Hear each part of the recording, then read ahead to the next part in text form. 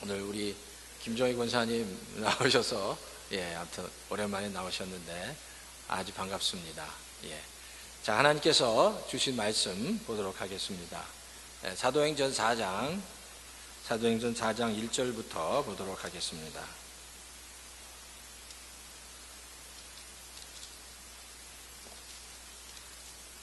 사도행전 4장 1절에서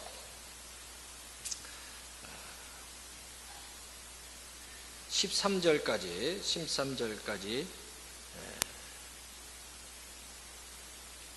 12절까지만 읽도록 하겠습니다.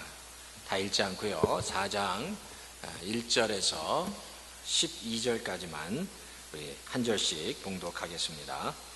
자, 한 절씩 보겠습니다. 베드로와 요한이 아직도 사람들에게 말하고 있는데 제사장들과 성전 경비대장과 사두개파 사람들이 몰려왔다. 그들은 사도들이 백성을 가르치는 것과 예수의 부활을 내세워서 죽은 사람들의 부활을 선전하고 있는 것에 격분해서 사도들을 붙잡았으나 날이 이미 저물었으므로 다음 날까지 가두어 두었다. 그런데 사도들의 말을 들은 사람들 가운데서 믿는 사람이 많으니 남자 어른 수가 약 5,000명이나 되었다.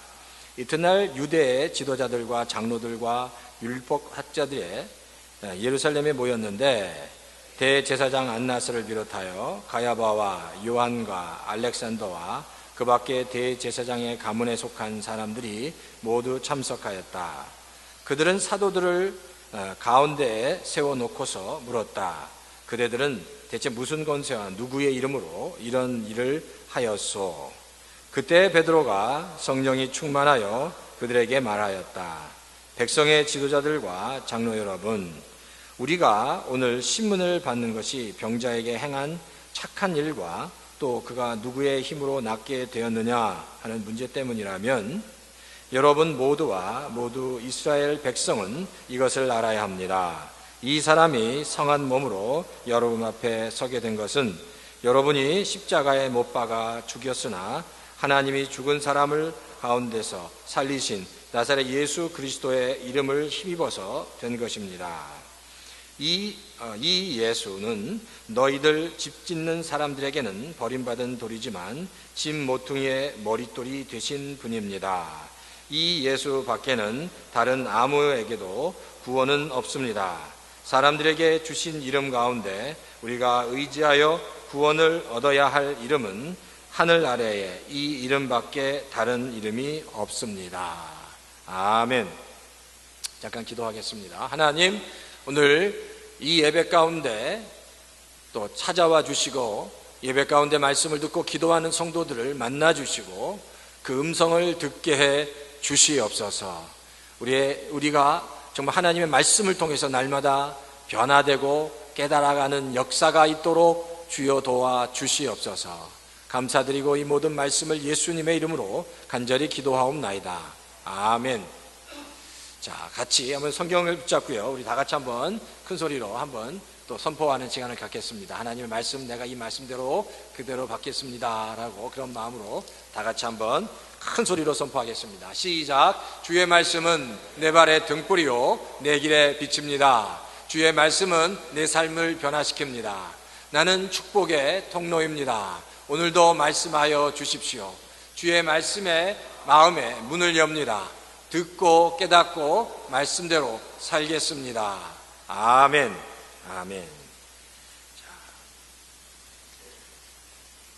하나님께서 오늘 제목은 부흥과 핍박이라는 말씀으로 같이 잠깐 말씀을 나누도록 하겠습니다.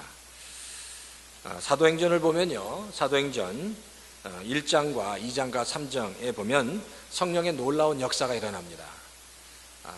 교회 역사상 가장 큰 역사, 오순절의 역사가 사도행전 2장에 기록되어 있습니다. 그리고 1장에는 사도행전 2장에 일어날 성령의 놀라운 역사, 오순절에 일어난 놀라운 역사를 준비하고 있는 120명의 제자들에 관한 기사가 나오고요. 그리고 사도행전 2장에서 오순절의 역사, 성령의 역사를 기록하고 있습니다. 그리고 3장에 보면 한 번도 정말 경험해 보지 못한 정말 한 번도 일어나지 못한 안진병이가 일어나는 사건이 3장에 기록되어 있습니다. 그러니까 1장과 2장과 3장에 보면 성령의 놀라운 역사들을 기록하고 있고, 그 일로 인해서 수많은 사람들이 모여 하나님께서 하신 성령의 놀라운 사건들을 바라보며 같이 기도하고 또 흥분하고, 그래서 같이 막 이렇게 뜨거워지는 그런 역사를 경험하게 됩니다. 자, 그런데 사도행전 4장을 보면, 사도행전 4장은 제 앞장에서 있었던 그런 것과 달리 교회에 임하는 첫 번째 그 고난, 핍박에 대해서 설명하고 있습니다. 이제 4장부터 본격적으로 교회가 당하는 핍박과 고난이 시작되고 있다는 겁니다. 시련이 없이는 영광이 없는 것과 같이 교회에 이제 하나님께서 주신 그 축복을 더욱더 단단하게 하기 위해서 하나님께서 교회 위에 시련과 고난을 허락하기 시작하셨다는 겁니다.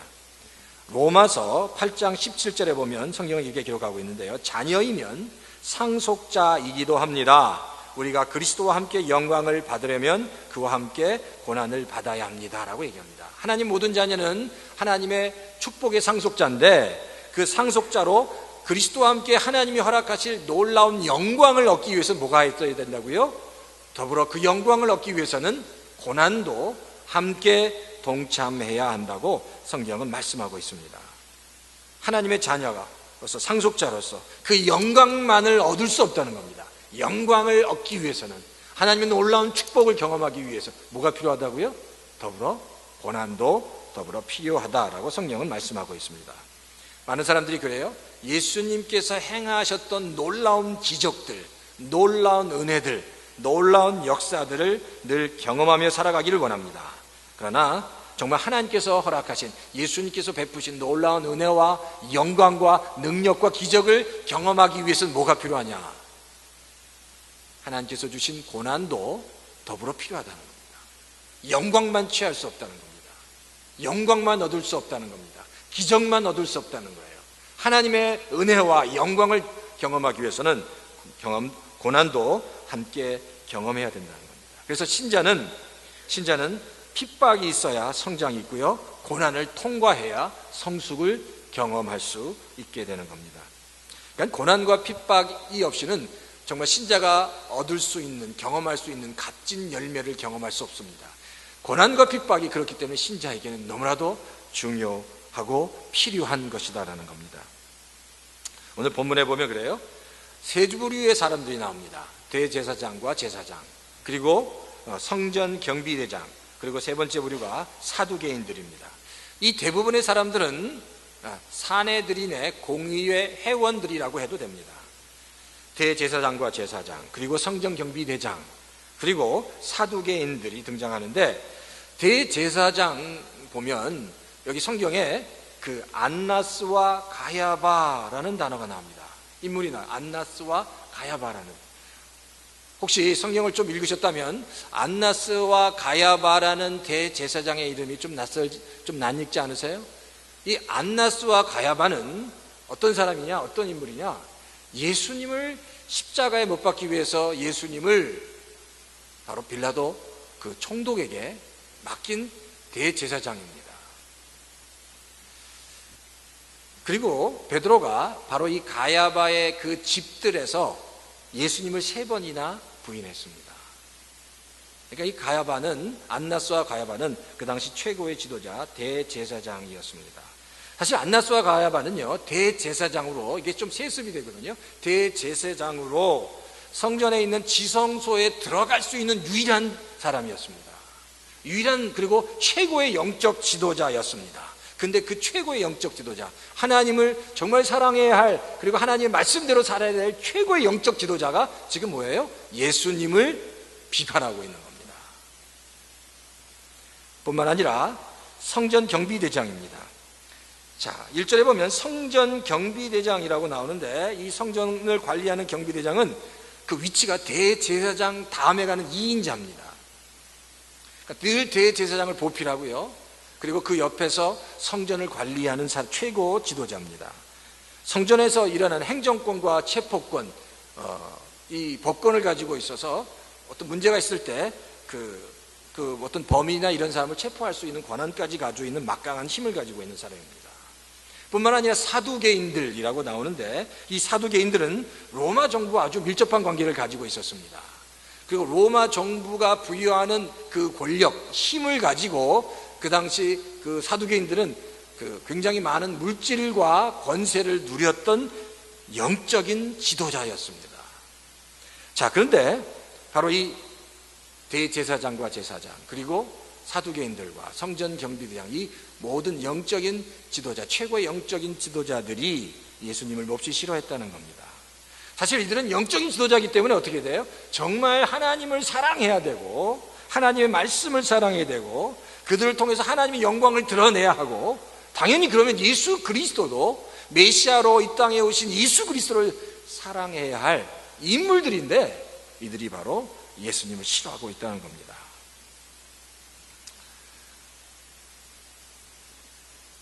자, 오늘 그래서 도대체 왜 이들이, 이 영적인 지도자들이 예수님에 대해서 이렇게 반감을 갖고 싫어하는지를 살펴보면서 오늘 말씀을 같이 한번 풀어가려고 합니다.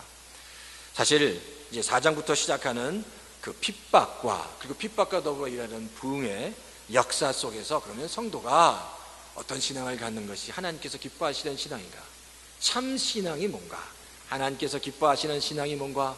핍박 가운데 있을 때 어떤 신앙을 하나님께서 기뻐하시는가를 한번 같이 살펴보기 원합니다. 첫째로, 하나님께서 기뻐하시는 참된 신앙은 바로 자신의 이익과 안전만을 추구하는 것이 아니라는 겁니다.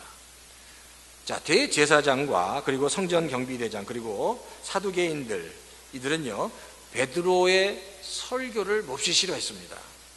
그 이유는 성경에 보니까 베드로의 설교를 듣다가 그들이 격분했다고 얘기합니다. 2절에 보니까 그들이 한꺼번에 때로 몰려와서 베드로가 설교하는 것을 듣고 격분했다, 몹시 싫어했다라고 성경은 기록하고 있습니다. 자, 그러면 격분해서 너무 화가 나서 베드로와 요한을 붙잡았습니다. 그리고 옥에 가두어 버렸습니다. 왜 그랬을까요? 더 이상 베드로와 요한이 하나님의 말씀을 선포하지 못하도록 하기 위해서 바로 감옥에 가두어 버렸다는 겁니다. 그러니까 그들은 바로 이 베드로와 요한이 전하는 그 메시지, 예수 그리스도가 바로 그 유대인들이, 그 영적인 지도자들이 죽였던 예수 그리스도가 다시 살아나셨다는 것, 그리고 그 예수 그리스도가 40년 동안 앉아서 구걸하던 안진뱅이를 살리셨다는 그 베드로의 설교 말씀이 듣기 싫은 겁니다. 왜? 자신들이 예수 그리스도를 죽였기 때문입니다. 그 이야기를 듣고 싶지 않아서 그들을 감옥에 투옥해버린 겁니다. 자, 그러면 이들이 그럼 왜 그렇게 싫었을까? 몇 가지 잠깐 살펴보면요, 정말 싫은 이유는 이 영적인 지도자들은 예수님이 자신들의 자리와 위치를 계속해서 위협하고 있다고 생각했습니다. 예수님이 자신들의 자리와 위치를 위협하고 있다는 겁니다. 사실 이 영적인 지도자, 대제사장들이나 사두개인들도 뭘 알고 있냐면 예수 그리스도가 메시아라는 사실을 알고 있습니다. 예수 그리스도가 하나님의 아들이라는 사실을 알고 있습니다. 그런데 그거를 덮고 싶은 거예요. 그러니까 그 사실을 덮고 싶은 겁니다. 왜? 예수님이 다시 살아나셨고, 예수님이 하나님의 아들이고 그분이 메시아고, 그래서 그분이 다시 살아나셨다는 것이 입증되면 될수록 자기의 위치와 자리가 좁아지는 거예요. 아니면 완전히 무너질 수 있기 때문에 바로 그들은 예수 그리스도가 다시 살아나셨다는 것, 예수 그리스도를 선포하는 그 베드로를 몹시 싫어한 겁니다. 뿐만 아니라 이들은요, 예수님이 진리임을 알고 있으면서도 거부한 겁니다. 예수님이 메시아라는 걸 알죠. 하나님의 아들인 걸 압니다. 예수님이 진리이신 것을 압니다. 그런데 이들은 예수님이 진리이신 것을 알면서도 예수님을 거부하고 있다는 겁니다. 사람에게는요, 아주 묘한 죄악된 심리가 있는데, 이런 심리가 있습니다. 진리인 줄을 압니다. 이것이 하나님의 말씀인 것을 압니다. 그래서 순종해야 한다는 것을 압니다. 그런데 그걸 다 알기는 아는데 그것을 받아들이지 않습니다. 진리인 줄 알고 순종해야 될 말씀인 것을 아는데, 그것을 알기까지 하고 인정까지 하는데 내 안으로 받아들이지 않는다는 겁니다. 왜 안 받아들일까요?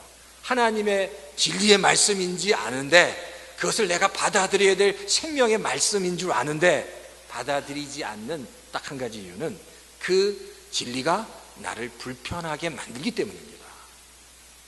내가 그 진리를 받아들이면서부터 내가 불편해질 거라고 생각하는 거예요. 그러니까 내가 그 말씀에 묶여서 내가 더 불편해질 것이라고 생각하는 겁니다. 참된 하나님의 말씀은 우리의 영혼을 정말 진정으로 자유롭게 하고 새 힘을 주는데, 그런 생각이 아니라 그 진리가 나를 불편하게 할 거야, 내가 누리고 있는 자유를 뺏어갈 거야 라고 생각하는 겁니다. 셋째로요, 이들은 자신이 드러나야 하는데 주님이 드러나는 것이 싫었습니다. 자신이 최고의 영적인 지도자입니다. 이스라엘 백성들에게 다 강력한 어떤 영향력을 미쳐야 할 최고의 영적인 지도자인데, 그래서 자신들이 드러나야 되잖아요. 자신들이 주목을 받아야 되고 드러나야 되는데, 지금 최고 지도자로서, 최고의 영적인 지도자들로서 자신이 드러나는 것이 아니라 예수 그리스도가 드러나는 것이 싫은 겁니다. 내가 주목을 받아야 되는데. 근데 내가 아니라 지금 누가 주목을 받아요? 자신들이 죽인, 십자가에 못 박여 죽인 예수 그리스도가 드러나는 거예요. 바로 그게 바로 이 대제사장과 사두개인들은 몹시 싫었다는 겁니다. 근데 사실 보면요, 이들을 가만히 살펴보면 그래요. 정말 이 사두개인들이나 대제사장이나 성경 경비대장이나 이런 사람들, 이런 영적인 지도자, 사내들인 공의회 회원들, 예수님을 십자가에 못 박힌 그 영적인 지도자들이 정말 싫어하는 건 뭐냐면, 예수님도 아니고 베드로도 아니고 안전뱅이로 살다가 일어난 사람도 아니고, 가장 두렵고 싫어하는 것은 바로 자신들이 그 사람들의 관심에서 벗어나는 것, 그것을 가장 싫어했다고 얘기할 수 있습니다. 그러니까 이들의 관심은 바로 그겁니다. 철저하게 이들의 관심은 이기적입니다. 자신의 이해관계를 따져서 계산한다는 겁니다. 그러니까 진리조차, 하나님의 말씀조차 철저하게 자기의 이해관계, 유익한지 정말 이익이 있는지 그 관계를 가지고 하나님의 진리조차 판단하는 자들이었다라는 겁니다. 그렇잖아요. 나에게 유리하면 사용하고 내가 불리하면 버리고, 사실 이런 것들은 세상에서는 너무 당연한 일입니다. 그렇잖아요. 우리가 예를 들면 어떤 축구 선수, 아니 야구 선수가 지금 유현진이 지금 미국에 와서 유현진이 경기를 할 때마다 LA 다저스 스테디움에 가서 보기도 하고 그럽니다. 며칠 지난주에 아무튼 우리 청년들이 다 같이 가서 아주 그 유현진과 추신수 선수가 나오는 그 경기도 봤는데, 그런 프로 선수에 보면 그렇잖아요. 들어갔어요. 그래서 아주 잘합니다. 그러면 옆에 있는 팀이 내가 돈을 더 많이 줄 테니까 일로 와라 그러면 어떻게 돼요? 가는 거예요. 그러니까. 근데 거기서 또 너무 잘해요. 그러면 또 다른 더 부자 구단이 내가 더 돈을 많이 줄 테니까 와라. 그럼 가면 되는 겁니다. 그리고 그게 너무너무 자연스러운 겁니다. 왜? 돈을 더 많이 준다고 하니까 그곳에 가는 건 너무너무 당연하다는 겁니다. 그것이 자신의 이해관계에 따라서 팀을 옮겨가는 것이 세상에서는 틀린 게 아니라는 겁니다. 근데 신앙은 그렇지 않습니다. 신앙은 바로 우리의 유익만을 추구하고 우리의 이익만을 추구하고 우리의 안전만을 추구하는 것이 아니다라는 겁니다. 누가복음 9장 23절에 보면 성경이 이렇게 기록합니다. 또 무리에게 이르시되 누구든지 나를 따라오려거든 자기를 부인하고 날마다 제 십자가를 지고 나를 따를 것이니라 라고 말씀합니다. 여기서 나를 따라오려거든 자기를 부인해라, 그리고 십자가를 지라는 이 말씀이 바로 그 얘기입니다. 자신의 유익만을, 이익만을 추구하지 말라는 겁니다. 내 자신의 안전만을 추구하지 말라는 겁니다. 하나님의 자녀는 내 자신의 유익과 이익만을 추구하는 것이 아니라 안전만을 추구하는 것이 아니라 때때로 그것을 버릴 수 있어야 된다는 겁니다. 우리는 우리의 믿음의 대상인 예수 그리스도만 바라보며 나가야 됩니다. 때때로 믿음을 가질 때 믿음을 통해서 내가 잘 될 수 있는가, 정말 내가 잘 될 수 있는가, 아니면은 잘 될 수 없는가를 따지든지, 내가 정말 축복을 받을 수 있는가 없는가를 따져서 접근하는 것이 아니라는 겁니다. 참된 신앙은 때때로 죽음의 위협과 어려움과 고난이 있어도, 당장 나에게 큰 불이익이 있어도, 안전에 문제가 생겨도 변하지 않고 주님께 나아가는 겁니다. 주님께 헌신하는 겁니다. 그래서 때때로 우리의 이익을 포기하고 우리의 유익을 포기하고 주님을 따라가는 삶이 바로 참된 신앙의 삶이다라는 겁니다. 그러는 가운데 우리를 통해서 하나님의 영광이 드러납니다. 그러는 가운데 하나님이 살아계심을 경험하게 되는 겁니다. 정말 나 자신의 유익과 이익을 포기하고 하나님을 위해서 하나님을 향해 그 나가는 경주자같이 하나님을 향해 나가는 성도들을 통해서 하나님은 또 다른 놀라운 역사와 일들을 경험하게 해 주신다는 겁니다. 제가 친구 목사님 교회에 방문한 적이 있습니다. 근데 이제 여러 목사님들이 방문해서 이야기를 하는데, 그 목사님 교회가 건축을 했는데, 건축을 할 때 김치를 많이 담갔답니다. 김치. 거기도 이제 김치를 잘 담그시는 선수가 되시는 권사님이나 집사님들이 많이 있는 것 같아요. 그래서 김치를 담갔는데, 김치를 얼마나 많이 그 김치를 많이 담가서 그것으로 굉장히 많은 건축 헌금을 해서 교회를 건축했다는 이야기를 들었습니다. 예. 그러니까 얼마나 많이 담그면 교회 건축할 정도로 담으면 몇십 병이 아니라 몇백 병씩 담근 것 같아요. 그러니까. 그런 이제 여성교회에서 이제 그런 일도 했겠죠. 근데 그 일들을 바라보면서 한 가지 참 아름다운 모습, 그리고 부러움이 있다면, 그 일이 쉽지 않잖아요. 김치 담그는 게 얼마나 어렵습니까? 그런데 그렇게 김치를 담그는 성도들의 그 헌신된 모습이 참 아름답다는 겁니다. 그러니까 교회는 그런 성도들의 헌신된 모습을 통해서 아름답게 세워져 간다는 겁니다. 그런 모습들이 있어야 된다는 겁니다. 근데 우리 교회도 우리 교회를 위해서 헌신하는 많은 성도들이 있습니다. 그런 성도들을 통해서 교회가 세워져 가는 겁니다. 교회에서 성가대가 그렇고, 찬양팀이 그렇고, 방송팀이 그렇고요, 식당 봉사 그렇고, 다 그렇습니다. 다 그렇게 헌신하고 애쓰는 그런 일들을 통해서 교회가 아름답게 세워져 간다는 겁니다. 사실 헌신한다는 게 쉽지 않습니다. 헌신하는 건요, 일하는 건, 주님을 위해서 사역을 하는 거는 참 힘듭니다. 사실 사람들이 힘들면 어떻게 돼요? 힘들면 자연스럽게 그만하고 싶어집니다. 오래 가지 못하는 거예요. 힘드니까. 그렇잖아요. 힘드는데 끝까지 할 수 없는 거예요. 그러니까 금방 그만둘 수 있는 겁니다. 근데 금방 그만둘 수밖에 없을 정도로 힘든 일임에도 불구하고 계속해서 그 일을 감당하는 이유가 있다면 그게 무엇이냐는 거예요. 그것은 주님의 그 은혜를, 삶을 통해서 주님의 은혜를 경험했기 때문입니다. 주님을 만났기 때문입니다.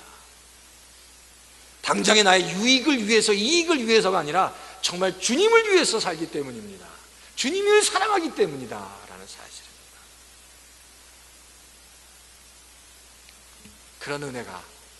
그런 은혜가 있을 때 맡은 사역들을, 그 일이 좀 힘들고 어려워도 능히 감당하면서 할 수 있습니다. 그 목자도 그렇고 목녀도 그렇고, 또 예비 목자 목녀 다 그렇습니다. 모든 사역들이 그 일이 정말 은혜가 되니까 그 일을 감당하게 된다는 겁니다.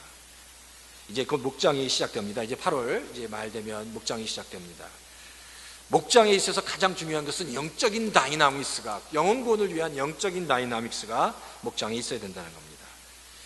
참 그래요. 우리가 목장을 통해서 영혼구원을 하려고 애를 쓰지만, 영혼구원을, 목장에서 영혼구원을 하기 위해서 애쓰는 것들이 정말로 쉽지 않다는 것을 압니다. 정말 힘들어요. 그러니까 제가 목자들과 같이, 목사님 너무 힘듭니다. 참 너무 어렵습니다. 그렇잖아요. 이렇게 가서 관심을 가져주고 밥 한 끼 사준다고, 좀 잘해준다고 전도할 수 있는 게 아닙니다. 그렇잖아요. 이 얼마인에 계신 분들은 너무 풍요로워서 무슨 밥 한 끼 사준다고 넘어갈 사람들이 없다는 거예요. 그러니까 너무너무 힘들다고 얘기합니다. 그래, 저도 알아요. 너무 힘든 거 압니다. 근데 중요한 건 힘들지만, 그러나 그럼에도 불구하고 목장에서 한 영혼들을 위해서 기도하고 한 영혼들을 위해서 정말 목장 식구들이 다 스트러글링하고 막 애쓰는 그런 아름다운 모습이 목장에 있어야 된다는 거예요. 하나님은 그런 모습을 기뻐 받으신다는 겁니다. 정말 힘들지만, 열매를 맺는 것이 정말 어렵지만 한 영혼을 위해서 목장 식구들이 다 애쓰는 것. 그래서 그 일을 위해서 정말 때때로 내가 불편한 일이 있어도, 여러 가지 곤란한 일이 있어도 그 일을 위해서 애쓰는 그런 모습들이 목장에 있기를 바라는 겁니다. 우리의 이익과 유익을 넘어서 하나님께서 원하시고 기뻐하시는 일이 있다면 그 일에 기꺼이 헌신하는 모습, 그것이 참된 신앙이다라는 겁니다. 두 번째는요, 참된 신앙은 체험을 통해서 일어납니다.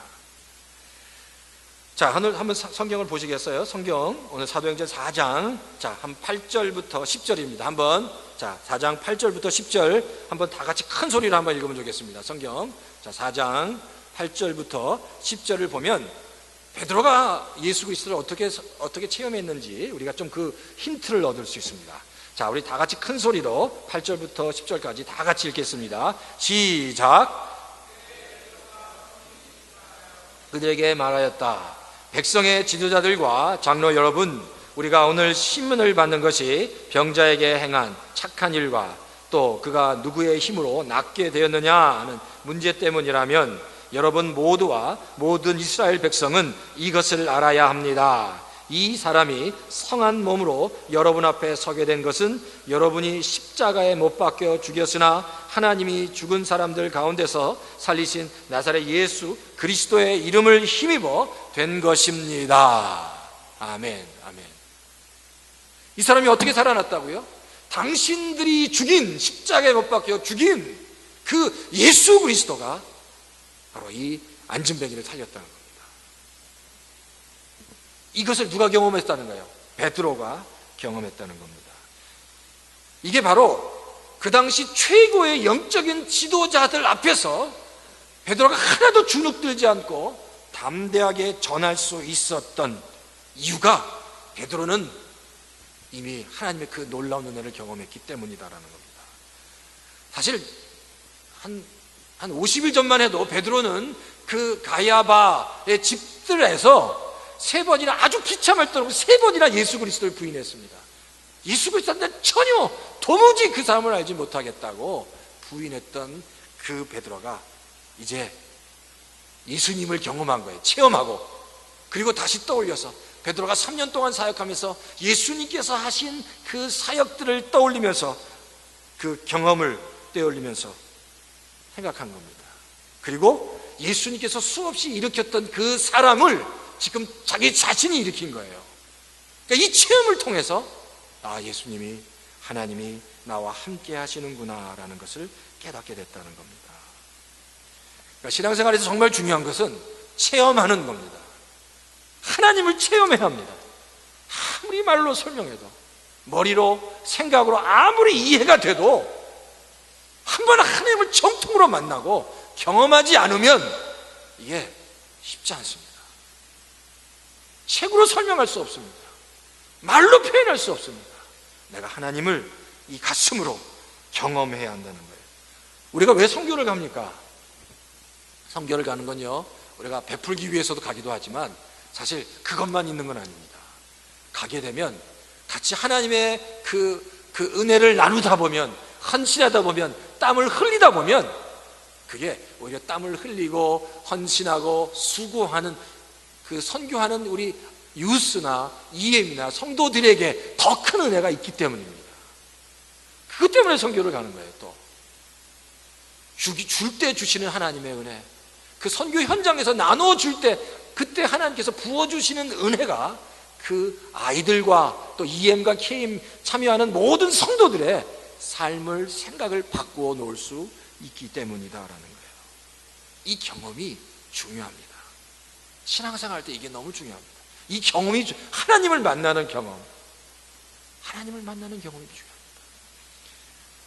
TV를 틀면 그래요, 맛집이 많이 있습니다. 맛집, 그렇죠? 요즘 한국의 TV를 보면, 그리고 미국 TV도 보면 아주 그 셰프들이 음식을 만드는 아주 그런 컴피티션이 굉장히 많습니다. 무슨 헬스 키친이라든지 무슨 뭐 그런 거 보면 뭐 희한한 음식들, 맛있는 음식을 많이 만들잖아요. 그리고 맛집도 많이 있습니다. 근데 어떤 성도가 정말 맛있는 음식, 맛있는 맛집을 발견했어요. 그러면 제가 보기에는 그래요.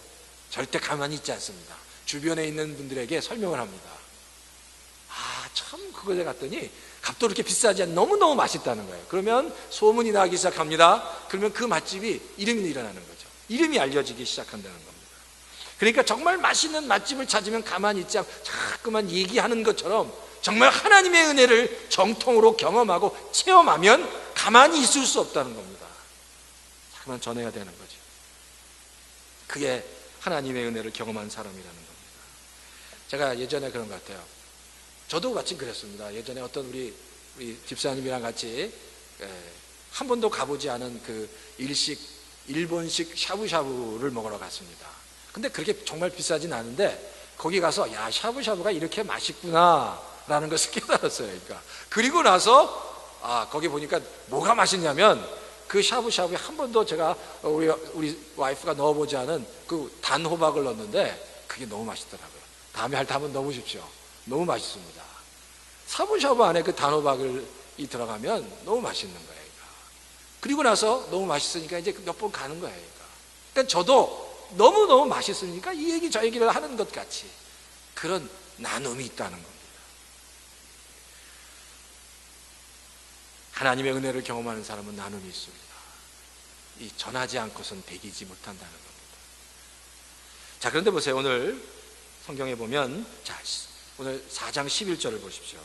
4장 11절을 보면 설교를 하다가 베드로가 아주 중요한 성경 구절 하나를 인용합니다. 자, 4장 11절에 성경은 이렇게 기록하고 있어요. 자, 제가 읽어드리겠습니다. 4장 11절. 이 예수는, 베드로가 선언하는 겁니다. 이 예수는 너희들 집 짓는 사람들에게는 버림받은 돌이지만 집 모퉁이의 머릿돌이 되신 분입니다 라고 얘기합니다. 예수가 뭐라고 해요? 너희들에게는 버림받은 돌이지만 그러나 집 모퉁이 돌의 머릿돌이 됐다. 이게 무슨 말일까요? 이 이야기는요, 베드로가 시편 118편 다윗이 쓴 그 118편을 인용해 쓴 겁니다. 이 얘기는 바로 이겁니다. 다윗이 그 평생 사울 왕에 굉장히 쫓겨다녔습니다.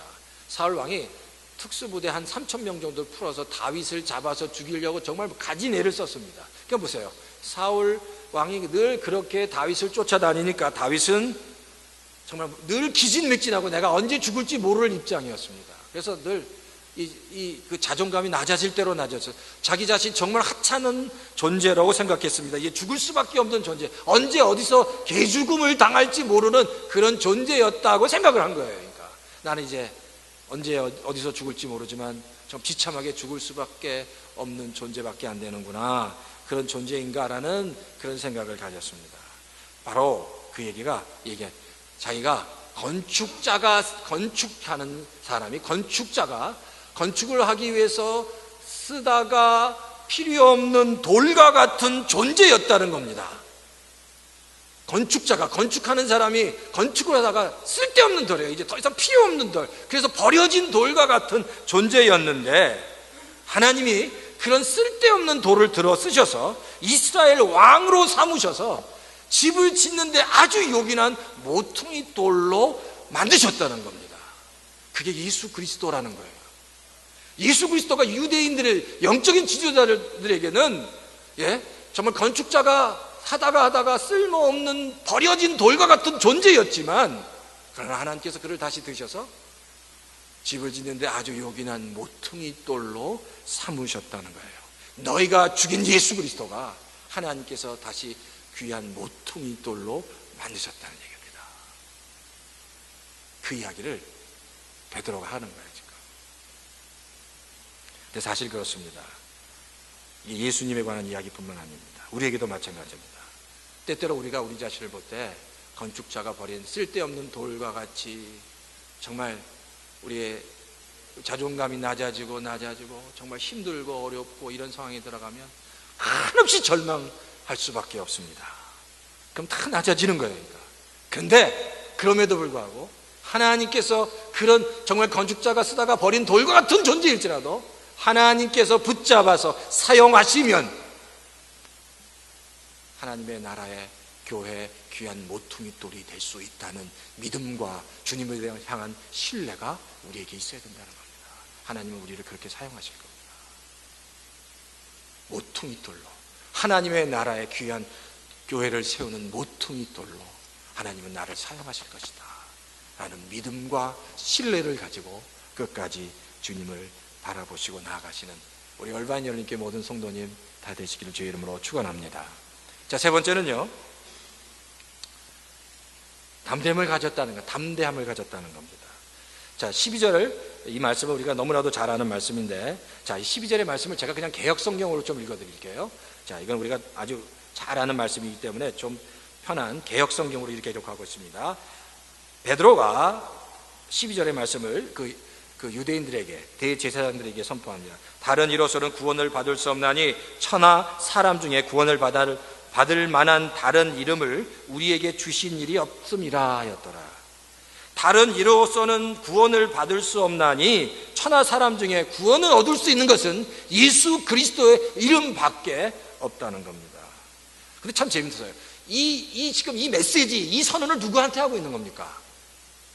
누구만 구원을, 예수 그리스도의 이름을 통해서만 구원받을 수 있습니다라는 메시지가 그곳에 있는 수많은 이방인과 유대인들에게 전하는 것이 아니라 바로 산에 들인 공의의 회원들, 대제사장과 제사장과 사두개인과 성전 경비대장 같은 산에 들인 공의 최고의 영적인 지도자들에게 이 메시지를 전하고 있다는 겁니다. 사실은 이들은 누구보다 하나님을 잘 알고 있다고 생각하는, 그래서 하나님을 위해서 날마다 살아가고 있다고 하는 이스라엘의 최고의 영적인 지도자였지만 그들이 예수 그리스도가 누군지 몰랐다는 겁니다. 그래서 그들을 향해서 예수 그리스도의 이름 외에는 그 어떤 누구도 구원을 받을 수 없다고 선포하는 겁니다. 그러니까 그렇게 선포하면서도 이 베드로가 주눅들지 않은 겁니다. 담대하게 전하는 겁니다. 왜? 그들에게 복음이 필요하기 때문입니다. 우리가 신앙생활 하는데도 마찬가지예요. 이 복음은 우리에게도 필요합니다. 우리가 삶의 현장에서 움직일 때마다, 또 때때로 어렵고 힘든 일이 있을 때마다 우리가 낙심하게 됩니다. 그러나 나를 사랑하시는 바로 그 예수 그리스도, 우리를 하나님의 아들로 삼으시고 상속자로 삼으신 그 예수 그리스도가 우리와 함께 하신다면, 그 믿음이 우리에게 있다면 담대해질 수 있는, 베드로처럼 담대하게 살아갈 수 있다는 겁니다. 예전에 그런 적이 있습니다. 성규가 아주 어렸을 때인데요, 성규가 그동안 강아지를 굉장히 이렇게 이뻐하면서도 무서운 거 있죠. 생각이 좀 이해가 되시는지 모르겠지만 어리기 때문에 강아지를 보면 아주 이뻐했습니다. 그러면 가서 만지고 싶은데 만지기에는 무서운 거예요. 그러니까 그런 적이 있어요. 이뻐서 만지고는 싶은데 무서운. 그래서 항상 그 강아지를 볼 때마다 걔 갈등하는 걸 제가 봤어요. 그러니까 사실 셋 중에 제일 좀 겁이 많은 게 성규였습니다. 예. 지금은 이제 다 컸지만 어렸을 때 혼자 방에 있는 걸 굉장히 두려워했고요. 제가 보면 이렇게 혼자 2층에 올라가는 것도 다 커서 고등학생 때도 이게 우리 성규한테 얘기하면 안 되겠지만 어쨌든 2층에 혼자 올라가는 걸 굉장히 무서워했어요. 그래서 그런지 강아지를 보면 이쁘긴 한데 만지기가 어려운 겁니다. 근데 제가 그걸 뻔히 알고 있는데 어느 날 같이 이렇게 걸어가다가 강아지를 딱 봤는데, 그러면 이제 쭈삣쭈삣하고 막 어떻게 이렇게 좀 갈등을 해야 되는데 가서 아주 덥석 잡고 막 안고 막 이렇게 막 그러더라고요. 그러니까 그래서 제가 깜짝 놀랐습니다.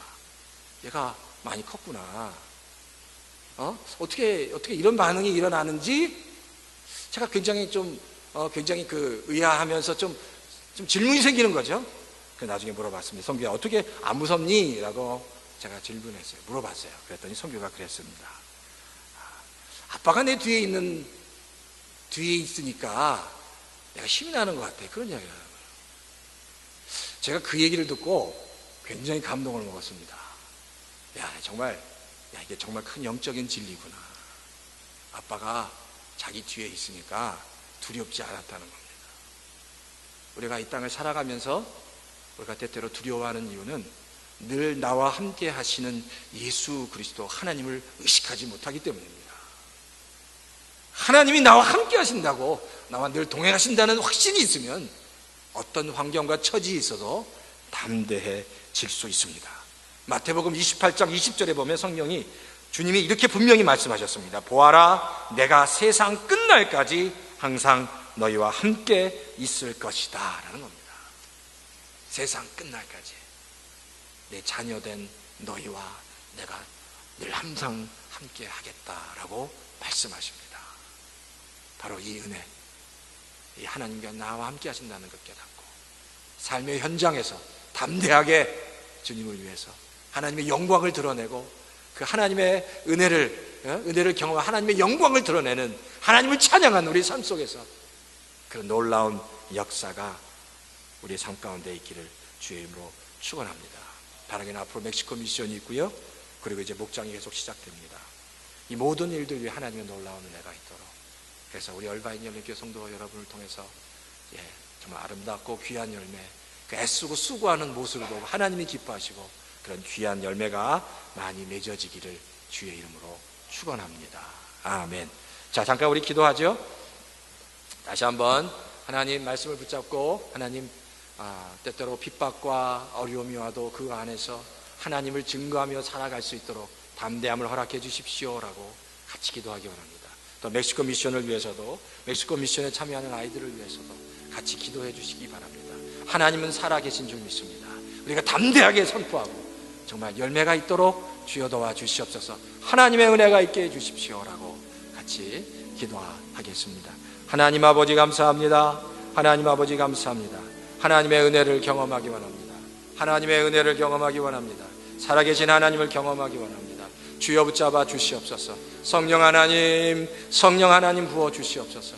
성령 하나님의 정말 주님을 위해서 애쓰고 헌신하는 그 일이 때때로 힘들고 어려울지라도 하나님 아버지 정말 애쓰고 헌신하고 수고하는 성도들을 품어주시고, 하나님 정말 감싸 안아 주시고 새 힘 주시고 승리할 수 있도록 주여 도와 주시옵소서. 지치지 않게 주님께 드리는 헌신과 기쁨이 늘 기쁨으로 감사함으로 감당할 수 있도록, 찬양대를, 하나님 성가대를, 찬양팀을, 방송팀을, 식당 봉사를, 그리고 그 모든 또한 사역자들을 하나님 아버지 붙잡아 주시고 그들이 애쓰고 수고하여 땀 흘리는 그 모든 일들 정말 기쁨으로 감당할 수 있도록, 감사함으로 감당할 수 있도록, 하나님의 은혜 가운데 그 일을 감당할 수 있도록, 일이 정말 우리에게 참된 기쁨이 될 수 있도록, 새 힘이 될 수 있도록, 지치지 않도록 주여 도우시고 역사해 주시옵소서. 주님의 이름을 붙잡고 담대함으로 나아갈 수 있도록, 담대하게 전할 수 있도록, 지치지 않도록 주여 도와 주시옵소서. 멕시코 미션에 참여하는 모든 하나님의 자녀들 위해 성령을 부어 주시옵소서. 성령을 부어 주시옵소서. 성령이 함께 해 주시옵소서. 그 가는 길 오는 길을 지켜 주시옵소서. 열매 있게 해 주시옵소서. 주여 믿습니다. 주여 믿습니다. 하나님, 우리의 삶에 간증이 있게, 우리의 삶에 간증이 있게, 우리의 삶에 우리의 가슴이 하나님의 은혜로 뜨거워질 수 있도록, 식지 않도록, 냉랭하지 않고 더 뜨거워질 수 있도록, 정말 영혼을 위해서 애쓰고 수고할 수 있도록 주여 그런 모습이 우리 가운데 더 있도록 날마다 일어나도록 주여 도와 주시옵소서. 주여 믿습니다. 주여 믿습니다. 은혜로 채워 주시옵소서.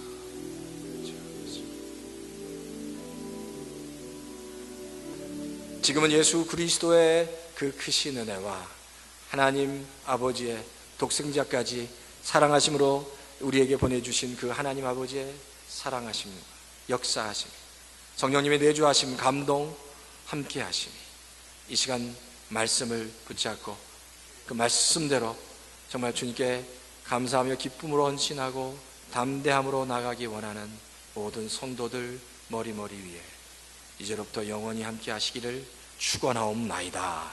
아멘.